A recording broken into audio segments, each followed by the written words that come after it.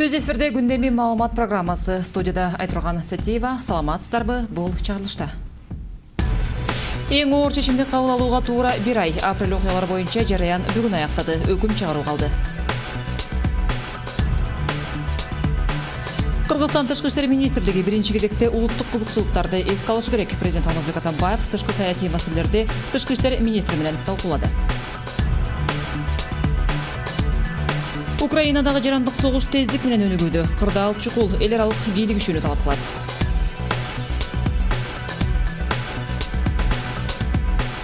Москвадагы жеңиш парадына катышуучулардын бири Орусия борборуна учаардын алдында улуу атамекендик согуштун катышуучусу биздин кабарчылар менен жолукту. 7 апрель боюнча соттун чечими чыкчу күн белгилүү болду. Аны бүгүн жыйында сот процесске турагалык кылган судья билдирди. Бүгүнкү жарыянда акыркы 2 айыпталуучу мамлекеттик коопсуздук кызматынын снайпери Рафаэль Мадраимов жана Майрамбек Тентиевдер акыркы сөздөрүн айтышты. Алар соттон актоону өтүнүштү. Андан кийин сот чечим кабыл алуучу бөлмөсүнө кирип кетти.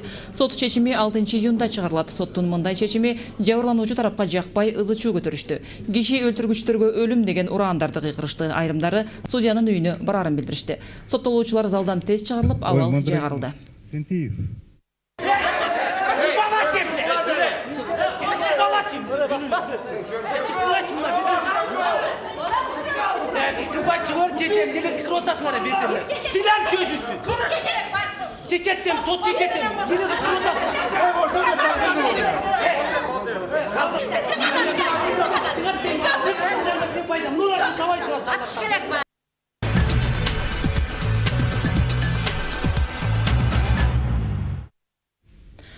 Президент Алмазбек Атамбаев өлкөнүн тышкы иштер министри Эрлан Абдылдаевди кабыл алды. Президент Алмазбек Атамбаев менен тышкы иштер министри өлкөнүн түрдүү эл аралык уюмдарга катышуусу боюнча учурдагы маселелерди, ошондой эле жогорку деңгээлде чет өлкөлөр менен жакын арадагы байланыштар туурасында маселелерди талкуулады. Мындан тышкары стратегиялык өнөктөштөр менен бирдикте ишке ашырып жаткан инфраструктуралык ири объектилердин курулуштарынын жүрүшү дагы талкууланды. Президент Алмазбек Атамбаев тышкы иштер министрлиги өз ишмердигинде ар дайым Кыргызстандын улуттук кызыкчылыктарын көздөөгө тийиш экендигин баса белгиледи. Бүгүн эле премьер-министрдин төрагалыгында өлкөбүздүн бажы биримдигине кирүү маселеси боюнча ведомство аралык комиссиясынын жыйыны болуп өттү. Өкмөт башчысы анын Орусия жана Казакстанга болгон иш сапарынын алкагында өлкөбүздүн бирликке кирүүсү боюнча жол картасы талкууланганын билдирди. Жомарт Тоторбаев бул процесс коомчулукта кызуу талкууланып жатканын белгилеп, бул өкмөттү бардык документтерди дыкат иштеп чыгууга милдеттендирерин билдирди. Бул маселе боюнча парламенттик угуулар өтөөрү күтүлөрүн кошумчалайт. Анда коомчулукта бажы бирлигине кирүү маселесин дагы бир талкуулап жана сунуштарын киргизүүгө мүмкүндүк берет. Бүгүн эле премьер-министр программанын аткарылышы боюнча корутунду чыгаруу үчүн келген эл аралык валюта корунун миссиясы менен жолукту. Жолугушуу жүрүшүндө премьер-министр программанын шарттарынын аткарылышы жана экономикалык саясат тууралуу маалымат берди. Негизинен ал улуттук банктын сом кунунан өйдө ылдыйына таасир этүүсүн, бюджеттин киреше бөлүгүн камсыздоо жана бажы администрирөөнү реформалоо боюнча аткарылып жаткан иштерди белгиледи. Тараптар КМШ өлкөлөрүндөгү экономикалык өсүштүн төмөндөөсүнө байланыштуу Кыргызстан экономикасына мүмкүн болгон тобокелдиктерди белгилешти.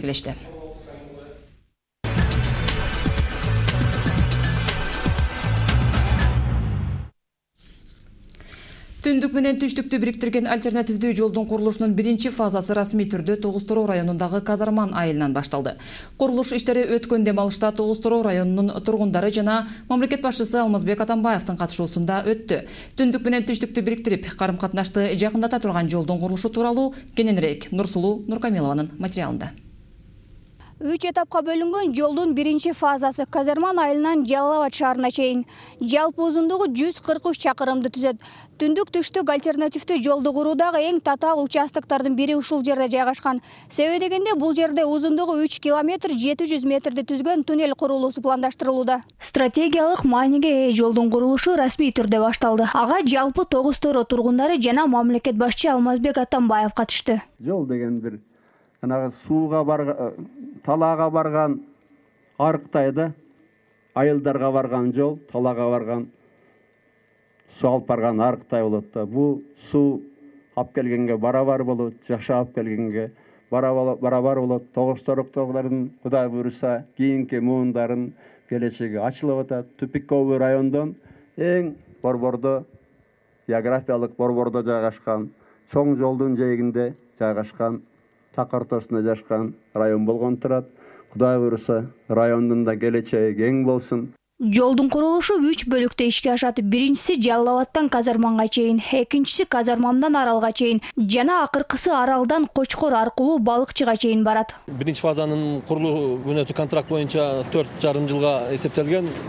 Азыр биз жана техникаларды көбөйтүп, курулуштун срогун бир аз ылдамдатуу максатында подрядчик менен сүйлөшүүлөр жүргүзүлүп атат. Жана подрядчик где-то 3 жыл, 3,5 жыл ичинде биринчи фазаны бүтүрүп берүү боюнча пландаштырылып жатылат. Жалпысынан 326 оор жана жеңил техникалар курулушту бүткөрүү үчүн каралган. Азыр анын 100 алынып келинип, 4 участокто иштеп жатышат. Биринчи фазаны бүткөрүү үчүн $400 миллион бөлүнгөн. Курулуштун жүрүшүнө жолдун жээктерине 3 завод курулат. Жалпысынан бүгүнкү күндө бардык участоктарда толук кандуу иштер жүрүп жатат. Бул жумушка бүгүнкү күндө 100 даана жол техникалары катышып жатат. Жакын учурда бул техникалардын санын 2 эсе өстүрүүгө биз пландаштырып жатабыз. График боюнча жолдун биринчи фазанын бүтүрүлүшү 2017 жылга белгиленүүдө. Жолду куруудагы негизги ишти кытайлык China Road курулуш компаниясы ишке ашырат. Тажрыйбасы бар кытайлык компания мындай чоң долбоорлорду ишке ашырып, буга чейин да өлкө аймактарында ири жолдордун курулушуна катышып келген. Альтернативный жолдо деген кээ бирки жерлер бар, 200 километрдей участоктор бар. Ал жерде деген жол болгон эмес. Бул жолду биз эски жолду реабилитация кылып жатабыз. Эл аралык стандартка жооп берген экинчи категориядагы жаңы жолго 2 кабат асфальт төшөлөт. Биринчи кабаты 9 сантиметр, экинчиси 6 сантиметр. Келишим боюнча жумушчулардын 70%-ын жергиликтүү жарандар түзөт. Түндүк менен түштүктү байланыштырчу экинчи жолдун курулушун айрыкча Казарман айылынын тургундары көптөн бери самап келген. Жаңы жол салынса, жергиликтүү тургундар кенен кесири коңшу аймактар менен байланышып, көздөгөн жерлерине тез убакыттын ичинде жетүүгө мүмкүндүк алышат. 9 торо деген сөз мына эле 9 жагынан торолуп калган үчүн торо деген. Негизинен кышында биз Жалал Абад менен өзүбүз Жалал Абад облусуна караган менен Жалал Абад менен катныш башта 6 ай жок болуп калат. Бияка чыгыш биз үчүн оор болуп келген.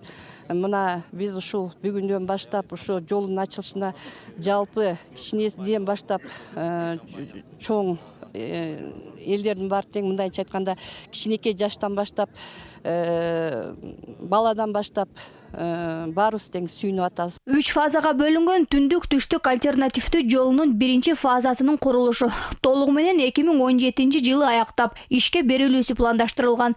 Нурсулу Нуркамилова, Урмат Мамбеталиев, 5-канал, Жалал Абад облусу. Жогорку кеңештин депутаттары ири Алтын кен компаниясынан кийин жердин үстүңкү катмарындагы алтын кен жерлерине көңүл бурушууда. Эл өкүлдөрү Жалал Абад областындагы 8 компаниянын лицензиясын артка чакыртып алууну сунуштап жатат. Ал эми Таласта болсо курултай өткөрүлүп, аймактагы кен жерлерин иштетүүгө 50 жылга мораторий киргизүү каралган турат. Мындай абалда кээ бир чет өлкөлүк компаниялар мамлекетибиздин өзүнүн ишмердүүлүгүн токтотуп жатканда, тоо кен тармагында көңүл жубатарлык эмес. Айрыкча өндүрүштүк тармакта инвестициялык ачыктык улам төмөндөп, аны менен кошо бюджетке которулчу ири төлөмдөрдөн үмүт үзүлүп баратат. Эксперттердин пикиринде, мунун бардыгы экономикалык маселелер, саясий оюндардын очогуна айлануусунан улам. Конституция күнүнүн алдында бардык эле мыйзамдын улуулугун кеп кылып жатышты. Ал эми бийликке күрөшүү экинчи планда турат. Канчалык саясаттын чокусуна жакындаган сайын оюндар ошончолук кир жасалууда. Кезектеги парламенттик шайлоого 1 жылдай убакыт калды. Ошондуктан 2015 жылы депутаттык орунду көксөгөндөр азыртан эле активдүү күрөшүүнү башташты. Ал өлкөбүздүн ар кайсыл аймагындагы митингдердин жана нааразычылык акциялардын көбөйүшү жана күн тартибине талкууга коюлушунан байкалууда. Бул көбүнчө маанилүү жана белгилүү темалар болуп, анда популизм жана чайкоочулук иштери жасалууда. Бийликке умтулуу дайыма экономикага, бизнеске жана рыноктарга болгон күрөшүүлөр менен коштолуп келген. Бул эч качан жеңил жана ойдогудай боло бербейт. Башынан бери эле өтө катуу күрөшүп келишкен. Ал эми өлкөбүздө кандай эрежелердин коюлганы башка маселе. Биз канчалык эрежелерди коюп, алар боюнча сүйлөшүп жана сактай алабыз. Эң башкысы алар адамга жана коомубузга кызмат кылабы же бийликке умтулгандарга гана иштейби? Маселе мына ушунда. Атамекен партиясынын лидери Өмүрбек Текебаев тажрыйбалуу саясатчы. Анын саясий карьерасы Кыргызстандын эгемендүүлүгү менен кошо башталган. Ушул жылдар аралыгында социалист оппозицияда да, бийликте да болуп, күрөшүүнүн саясий методдорун жакшы билет. Чуулгандуу билдирүүлөрдү да Текебаев байма-бай жасап келет. Атамекендин лидери Кумтөр Кенжерин улутташтыруу боюнча демилгечиси болгон. Анын айткандарын аткара албай, акыркы өкмөт башчысы да кызматтан кетти. Власть предполагает скорость. Бийлик кызыкчылыкты камтыйт. Саясий атаандаштыктын түгөнбөгөн энергиясында жана саясий процесстерге катышкандардын аркасына түшүүсүндө дагы жеке кызыкчылыктар болушу мүмкүн. Алардын тилектери дайыма жалпы адамзатка арналбай калат. Бул система жеке умтулуулардын, элдин жана коомдун келечегине арналган. Жада калса бир жерден жашап кетүү, кызганыч, өч алуу жана башка ушундай жаман сапаттардын бардыгы коомдун келечегине арналат. Бирок адамдардын кайсы жаман сапаттары коомубузга кандай жакшылыктарды алып келери табышмак бойдон калууда. Ал эми азырынча экономикалык маселелерди чайкоочулук менен колдонуу, жеке амбицияларды гана ишке ашырууга жарап жатат. Канчалык катуу айгай салып, чоң билдирүүлөрдү жасагандар калк арасынан колдоо табышууда. Это прежде всего Парламенттеги ар бир талаш-тартыштар бул эң биринчиден саясий күрөштүн бир методу. Башкача айтканда, атаандашка таасир көргөзүп, атаандашыңды таанып, тартышууга жол ачат. Мисалы, Кумтөр боюнча эле тартыштарды алалы. Анда ар бир партиянын так позициясы бар. Алар ошондон коомчулуктан колдоо көрүп жатышпайбы? Бийликтин жаңылыштыгын айтып, рейтинг көтөрүү саясий күрөштө эң көп колдонулган курал болуп калды. Бирок оппозиция парламенттик же системадан тышкары болобу эми конструктивдүүлүккө умтулуп, альтернативдүү сунуштар айтыла баштады. Азыркыга чейин Кыргызстандын тарыхында бийликке каршы оппоненттер экономикалык маселелерди коомчулук үчүн колдонбой келаткандыгы белгилүү. Тажрыйба көргөзгөндөй, саясат талаасында күрөшүүнүн таасирдүүлүгүнө умтулуп жатышып, көпчүлүк учурларда экономикалык жана өлкөбүздүн инвестициялык климаттын артка тартышууда. Ош шаарында дагы деле газ жок. Узтрансгаз менен сүйлөшүүлөр өкмөттүк деңгээлде жүрүүдө. Бирок азырынча жыйынтыксыз. Бул туурасында Ош шаарынын газ чарбачылыгы боюнча башкармалыгынын жетекчиси Маматкалык Акматов 24 KG агенттигине билдирди. Айтымында Өзбек тарап менен биринчи вице-премьер да өкмөт башчысы да байланышты, бирок реакция болгон жок. Узтрансгаз көгүлтүр отунду Ошко берүүсүн токтотуусунун себептерин да айтпайт. Ушундай эле келишим Казакстан менен да түзүлгөн. Алар газды үзгүлтүксүз берүүдө, дейт Акматов. Белгилей кетсек, буга чейин Ош мэри Айтмамат Кадырбаев Кыргыз газ ишканасы жеңиш күнүнө чейин түштүк борбор тургундары газ менен камсыздаларына убада берди деп билдирген. Эске салсак, Узтрансгаз Ошко газ берүүнү 14 апрелде токтоткон. Ал эми Бишкекте ысык суу 19 майдан тартып өчүрүлөт. Бул туурасында Ордо кала мэриясынын басма сөз кызматы билдирет. Ысык суу туура 1 ай жок болот. Буга чейин Бишкек жылуулук түйүнү суу түтүктөрүндөгү оңдоо иштерин 19 майда баштаары маалымдалган. Эске салсак, жылына ысык суу 1 айлык мөөнөткө ремонт иштерине байланыштуу токтотулат.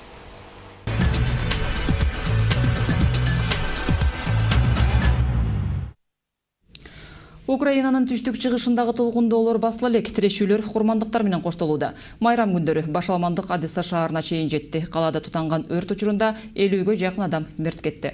Ал эми Донецк областында болсо антитеррордук делген операция токтотула элек. Айдай Аманкулова Украинадагы соңку кабарларды топтоду. 2 май кандуу жуманын таңы Харьков жана Одесса футбол клубунун фанаттары Украина чемпионатын утурлай шаардын активисттери менен бирге калаада жүрүш уюштурушат. Өлкөнүн бүтүндүгү үчүн. Ушул учурда алар антимайданчылар менен кагылышып, ортодо жаңжал тутанат. Эки тарапта тең курал болгондугу айтылат. Бири-бирин ташпаранга алышып, май куюлган бөтөлкөлөрдү ыргытышат. Жергиликтүү күч түзүмдөрү кырдаалды көзөмөлдөн чыгарып жиберет. Натыйжада 200дөн ашуун адам жараталат. Алардын ичинен 20дайы милиция кызматкери. Кечке мал Одессадагы профсоюздар үйү жаланга курчалды.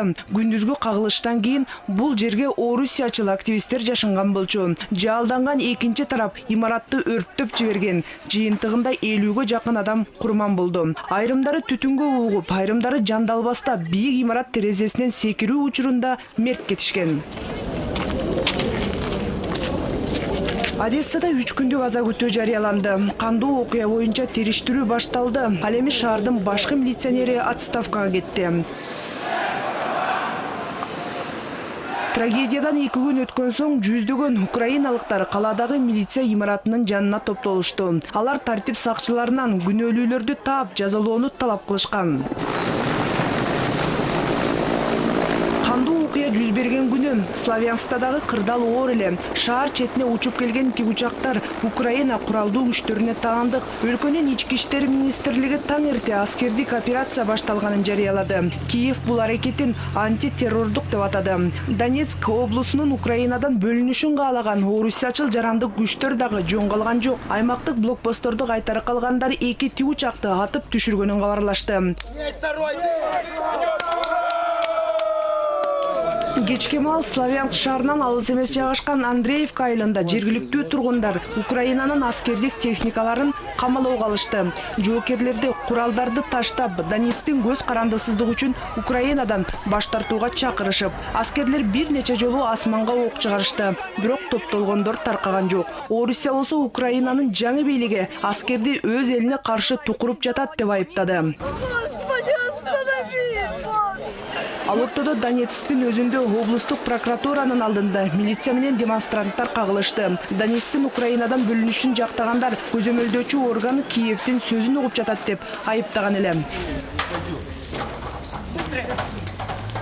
Бул арада Славянскта тирешүүлөр токтотула элек. Кече таң эрте дагы атышуулар болуп, 7 адам ооруканага түшкөнү кабарланды. Алардын 2 дароо мерт кеткен, жаракат алгандар 20га жакын. Күч түзүмдөрүнөн дагы курмандыктар бар. ИИМ 4 кызматкери өлүп, 30дай жоокер жарат алганын жарыялады. Украинанын чыгышындагы толкундоолор үчүн Киев жана Европа өлкөлөрү Орусияны күнөөлөдү. Расмий Москва болсо тескерисинче. Орусия Украинадагы абал турукташкан чакты президенттик шайлоону жылдыруу зарыл деген позицияда. Ал эми батыш саясий ири өнөктүк үзгүлтүккө учураса, Орусияны жаңы санкциялар күтүп турганын эскертти. Карапайым калк болсо ар бир күндү санаркоо менен кечирүүдө. Айдая Манкулова, Иван Чижиков, 5 канал. Жамааттык коопсуздук келишим уюмунун кезектеги жыйыны Москвада өтөт. Күн тартиби азырынча белгисиз. Анткени менен бейформал саммитте уюмга мүчө мамлекет башчылары Украинадагы абалды талкууга алары болжонот. Теманы Бактыгүл Сталбек кызы улантат. Жакынкы күндөрү жамааттык коопсуздук келишим уюмуна кирген мамлекеттердин кезектеги жыйыны өтөт. Күн тартиби азырынча белгисиз. Анда талкуулануучу башка маселе катарында Украинадагы абал болуусу толук мүмкүн деп божомолдонууда. Анткени Украинадагы саясий абал азыр саат сайын өзгөрүүдө. Андыктан буга байланыштуу кандайдыр бир чечкиндүү анализдерди дагы берүү али эрте. Ал эми эң кооптуусу маселеде Украина өзүнүн бүтүндүгүн жоготуп алуу коркунучу бар. Украина азыр түштүк жана түндүккө бөлүнүп кетүү коркунучунда. Маселеде абал тынч жолу менен же күч колдонуу менен чечилет деп бир тараптуу айтуу кыйын. Анткени көбүнчө азыр Россиянын кабыл алган чечиминен баары байланыштуу болот. Маселеде Украина ЖКК уюмуна кирген мамлекеттердин көмөгүнө муктаж дешет айрым эксперттер. Бирок ал жамааттык коопсуздук келишим уюмуна кирбейт. Ошондой эле уюмдагы мамлекеттер бири-бирин тышкы күчтөрдөн гана сактоо чечимин кабыл алышкан. Буга чейин саясий уюмдун өкүлү ЖКК Украинага аскерлерин киргизбээрин билдирген. Анткени менен Орусия аскердик кадамдарын бул уюмсуз деле жасай алат. Что касается Госдума Украинадагы абалды турукташтыруу үчүн аскердик күчтөрдү тартуу үчүн өлкө башчысына уруксат берди. Мындай мүмкүнчүлүктөн Россия пайдаланабы азыр айтуу кыйын. Мындай кадамдарга Россия Украинанын шериктеши катары анын келечектеги тагдырына кайдыгер эместигинен улам барышы мүмкүн. Украинага байланыштуу өзүнүн көз карашын Кыргызстан расмий билдирген. Андыктан Украинанын кулган президенти андагы түзүлгөн жаңы өкмөт жана Крымдагы референдум легитимсиз деген бүтүмүн Тышкы иштер министрлиги жарыялаган. Ал эми Казакстан менен Белоруссия өз пикирлерин азырынча так билдире элек. Эксперттердин баамында алардын ар бири Украинадагы абалды өздөрүнө өлчөп көрүшүүдө. Россия ведет свои войска. Казакстан жана Белоруссия Россияга жакын жайгашкан. Коңшу катары Россиянын чыгарган чечимин колдошсо туура болот деп эсептейм. Ал эми Россия Украинадагы абалды жакшыртуу үчүн аскер күчтөрүн дагы киргизе алат. Бирок Россия тарап мындай кадамдарга баруунун азыр кажети жок дегендей кылып карманып турат. Мындай пикирге негиз бар. Анткени бул кадамдарга барса, Орусия өзүнүн шериктештеринин алдында кадырын төмөндөтүп алышы мүмкүн. Алдыдагы саммит бейформал. Андыктан дүйнөлүк коомчулуктун көңүлүн бурдуруп жаткан өлкө айланасындагы абалды кеңири протоколсуз талкуулоого мүмкүнчүлүк түзүлдү. Анда Украинадагы кырдаалга байланыштуу биргелешкен билдирүү болушу мүмкүн. Белгилей кетсек, ЖКК уюмуна Армения, Белоруссия, Казакстан, Россия жана Тажикстан мамлекеттери кирет. Бактыгүл Салбек кызы, Кубанычбек Мамытов, 5 канал. Аскери марштың коштоосунда Москвадагы Кызыл Аянтта жеңиш парадынын репетициясы болуп өттү. Бул жылы ага 10 миңдей аскер жана 151 күжүрмөн унаа катышат. Жеңиш күнүндө алгач Кызыл Аянттан туу топтору, андан кийин 3 ири полк өтөт. Техникалардын жүрүшүн Арстан Оготбөс унаалары баштап берет. Анын артынан бул жылдын жаңылыктары БТР-80 жана жогорку коргонуудагы Оготбөс унаа Тайфун чыгат. Улуу жеңишти белгилөө үчүн Москванын Кызыл Аянтында өтүүчү аскер парадына күбө болууга кыргызстандык ардагерлерди чакырып алышты. Алардын катарындагы 90ду таяп калган Сейиталы Көчкөнбаев да бар. Алгачкы жеңишти Берлинден өзүнөн тоткон аксакал эми ал аламатын аякташын 69 жылдыгын Москвада белгилей турганын айтып кубанат. Бир гана кандуу согуштун жүзүн эле эмес, оор турмуштун запкысын тарткан карыя менен Айгерим Жаныкул кызы баарлашты. Жарым кылым мурун салынган эски там баары бир Сейиталы чоң атанын көзүнө жылуу көрүнөт. Кантсе да өз колу менен курган. Жаш кезинде эле Жумгалдан Ортосо айылына көчүп келип, кемпирин эрте жоготкон карыя 6 баланы кыйналып жүрүп жалгыз чоңотконун жашырбайт. Өзү да жаштайынан ата-энесинен эрте айрылып, жетим өскөн аз келгенсип, жападан жалгыз бир тууган агасын согуштан жоготкон. Жумгалдан келгенде балдарым жаш. Энеси кайтыш болуп калган мамасы. 70 жылы келген. Интернатқа беріп, 5-6 бар жаш балдарым. Ананы сөнтіп өшетінің ұшылы мұратты құрып. 60 жылқы жеңіс күніңіз менен. Бирок турмуштун оор жүгүн тарткан күндөрүн мындай бала акырасын көргөндө унута салат. Жашоого шүгүр экендигин айтып, 16 небере, 10дон ашык чөбүрөлүү чоң ата дайыма балдарынын кашында. Бүгүн далар майрамды утурлай куттуктап келишкен. Каладагы балдарынын колуна барганы менен Сейиталы карыя тез эле тажап кетет. Толук шарты жок болсо да чакан үйүндө жашаганда артык көрүп. Андыктан атасынын көңүлүнө карап, жалгыз калтырбай келген уул кыздарынын аягы да үзүлбөйт. 50 жылы бошодум согуштан. Үйүңөргө барасыңар дедим, болду, жакшы болот. 50 жылы бошоп элиме келдим. Элиме келдим, баары балдары жаш. Кыздар болсун майда. Ошонто асапты көрүп, чоңойттум балдарды. Согуш аяктагандан соң дагы 5 жылдай Берлинде жашап калган андагы жаш жоопкердин аскерде түшкөн сүрөттөрү деле аз. Аман-эсен эл жерине кайткан карыя эч жарадар болбогону менен бомбанын айынан кулагы жакшы укпай калганын айтат. Андан Кудай сактады. Ок жаңылган жок. Ок жаңылган жок. Кызыл чок канын кечип атат. Согушта өлүп атат. Ошондо жарылып бозосу кайда. Онда келеме козголсу. Ошондон пайда болду деп ойлойм. Антке менен 17 жашында эле кандуу согуш майданын көргөн аксакал ушунча жылдан бери үй менен камсыз кылбай келе жаткан мамлекетке таарынычы бар экендигин айтат. Жазган кайрылуулары болсо эмнегедир жоопсуз калат. Төкү кулагыма аппарат берсе жакшы аппарат. Жардам берип эмес деп тилейм. Мага үй бербейби. Учурда Сейиталы атанын чыдамсыздык менен күтүп жатканы 50дөн ашуун мамлекеттин лидерлери, миңдеген ардагерлер катыша турган Москванын Кызыл Аянтында өтүүчү парадка күбө болуу. Өзү айтмакчы, алгачкы жеңиш жылдарын Берлиндин өзүндө тосуп көрсө, эми 69 жылдыгын Москвадан белгилегени турат. Анткени аламаттын каарын көргөн карыя үчүн 9 май ыйык күн. Айгерим Жаныкул кызы, Азат Ынтымаков, 5-канал. Премьер-министр Жомарт Отурбаев бүгүн улуу ата мекендик согуштун жана эмгектен ардагери Омутай Игимбаевди 95 жаш курагы жана жеңиш күнү менен куттуктады. Ардагер премьер-министрге 69 жыл мурун жеңиш күнүн кантип тосконун, өзүнүн күнүмдүк иштерин айтып берди. Жеңиш ири курмандык жана оор сыноолор менен келди. Биз ардагерлерибиздин эрдиктерин унутууга жол бербешибиз керек, деди Жомарт Отурбаев. Омутай Игимбаев Германиянын улуу ата мекендик согушта жеңген үчүн. Эмгектеги өзгөчөлүгү Германияны жеңүүгө 20 жыл, Лениндин 100 жылдыгынын урматына медалдары, ошондой эле Кыргыз СССРнын жогорку кеңешинин ардак грамотасынын ээси. Эмтиги жылы мен айттым, улуу жеңиштин 70 жыл болот. Ошого даярданышыңыз керек. Аябай чоңдай мероприятиялар өткөзүлөт. Биз ошол СНГ мамлекеттер баары кол коюп, өзүнчө бир медалды чыгарабыз. Буюрса, ошон үчүн сиз быйыл жакшылап өзүңүздү карап, ден соолукту карап, басып, кыймылдап, жүрүшүңүз керек. Сиз бизге керексиз. Ийгилик болсун. Биринчиден ден соолукта болуңуздар. Ош шаарындагы улуу атамекендик согуштун катышуучуларын сыйлоо иш-чаралары башталды. Ар бир мекеме ардагерлерди куттуктап, сый көрсөтүүдө. Согуштан кайткан 10 миңдеген аскердин азыр 31 гана калды. Экинчи борборгаладагы ардагерлердин абалы туурасында Динара Касымова айтып берет. Бизге жаркын жашоо алып келген улуу атамекендик согуштун катышуучуларынын катары күндөн күнгө сыйлууда. Былтыр улуу жеңиштин 68 жылдыгын Ош шаарындагы 43 ардагер тоскон болсо, быйыл алардын 31 гана калды. Кырчындай кезинде кандуу согушка аттанган эр азаматтардын азыр эң жашы 80ден жогору. Алардын бири көкүрөгү жалтыраган орден медальдарга толгон 92 жаштагы Хамыт Сатыбалдыев. Майдан талаасынан ок тийип, мина жарылган аймакта калса да, бүгүн күөлү күчтүү, баскан турганы тың. Азыркыга чейин кандуу согуш, улуу жеңиш жөнүндө сөз боло калганда, ардагердин эсине катаал жылдар түшөт. Жоготкон курбу досторунун катарында агасы менен инисинин дайынын азыркыга чейин издеп таппайт. Тирүү эмес да, тирүү болсо бир жерде чыгат эле. Ал ушу топурактын алды калды, бомбанын алды. Баягы бомба түшсө басып қалды, жоқ болды. Ошо белгисиз деп берет ошону. Мен өз көзүм менен көргөм. Баягы Сталинградда эметкенде өлгөн эменин үстүнөн өтөт элек.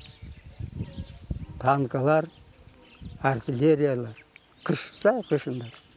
А жайындасы болсо, бир эме болуп калган болсо, өлүккө жайындасы баягы адам өлгөндөн чыгып кетет. Ярылгыча ошого ок келатса, снаряд жарылса, ошого жашынып калат эле. Кызыл жылдыз орденинин ээси, Сталинград салгылашын көргөн жоокер согуштагы саналаштары менен бирге жеңиш майрамына карата өткөрүлүүчү иш-чараларга чакырылып турат.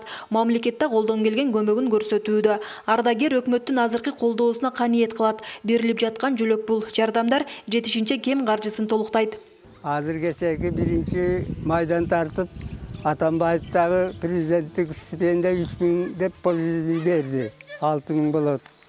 Анан тышкары дары-дармекке деп 7000 төлөйт. 13000 болот. Өзүбүздүн мээнет менен иштеп тапкан пенсиябыз 7000, 20000 жетет. Канеет кылышыбыз керек. Кан күйгөн согушка аттангандардын арасында 16 жашар бала Алтын Исаков да бар болчу. Мекенин баскынчылардан коргоп, элин сактайм деп, немистер менен катуу салгылаштагы оор күндөрүн азыр көзүнө жаш алуу менен эстейт. Бир канча жолу душмандардын огунан жарадарда болгон. Душманды жок кылуудагы өзүрлүү эмгеги үчүн берилген ар бир төш белгиси бекем сакталуу. Жеңиш көптөгөн эр азаматтардын каны менен келген. Биз бардык улуттар биримдикте, ынтымактуу болуп баскынчы германдарды жеңдик. Кызыл Кыргын кан төгүлгөн майданда дагы жарадар болуп 8 ай госпиталда жаттым. Кийин Кыргызстанга жөнөтүштү. Жеңиштин ураанын үйүмдө уктум. Эгер немистер жеңип алса, биздин силердин көргөн күнүңөр кандай болор эле? Биз көргөн согуш эч качан болбосун. Согуш кансыз болбойт. Эч качан эч кимдин каны төгүлбөсүн. Согуш бүткөндөн кийин баш кошкон түгөйлөр 60 жылдан бери бирге түтүн булатып келишет. 90го жакындап калган абышка такай көзөмөлгө муктаж. Байбиче согуш ардагерлерин жеңиш майрамынын ороп арасында гана эстебей, дайыма кабар алып турса дейт. Мамлекет ардагерлерге деп 9 майга жакын акча бөлүп берет. Андан тышкары пенсиясы бар. Оорукчан болуп калгандан бери оорукунага жаткырам. Дары-дармекке көп акча кетет. Мамлекеттагы көбүрөөк көңүл бурса жакшы болмок. Ансыз деле аз калышты. Кудайга шүгүр азыр деле жакшы. Мындан дагы оор кыйынчылык күндөрдү да баштан өткөргөнбүз. Тез-тез кабар алып турушса болмок. 9 май жакындаганда гана келип койбой. 9 майда утурлай ардагерлер жыл сайын ар тараптан камкордукка алынат. Коргоо министрлигинин түштүк батыш аймактык командачылыгы өздөрү басып келе алган ардагерлерди чакырып, белек бечкектерин берди. Аскерлер согуш талаасы, улуу жеңиш жөнүндөгү ырларды ырдап, ардагерлерди жеңиш майрамы менен куттуктады. Динара Касымова, Талай Шабанов, 5-канал. Күндеми бүгүнкү чыгарылышын мына ушундай жаңылыктар менен жыйынтыктайт. Алдыда эртеңки күнгө болгон аба ырайы тууралуу маалымат күтөт. Кечиңиздер көңүлдүү улансын. Кайрадан эфир аркылуу амандашканча саламатта туруңуздар. Хондроксид орну басып гана койбостон, муундарды артроздон жана остеохондростон дарылайт.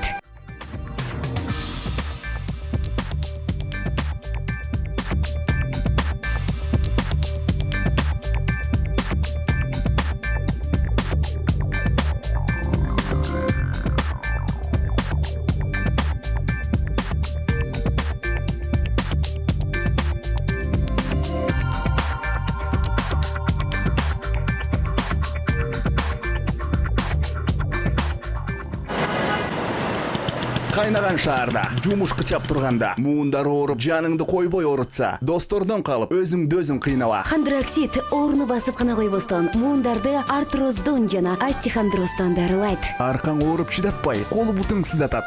Дарыканадан Хондроксид муундарды келип дарылайт.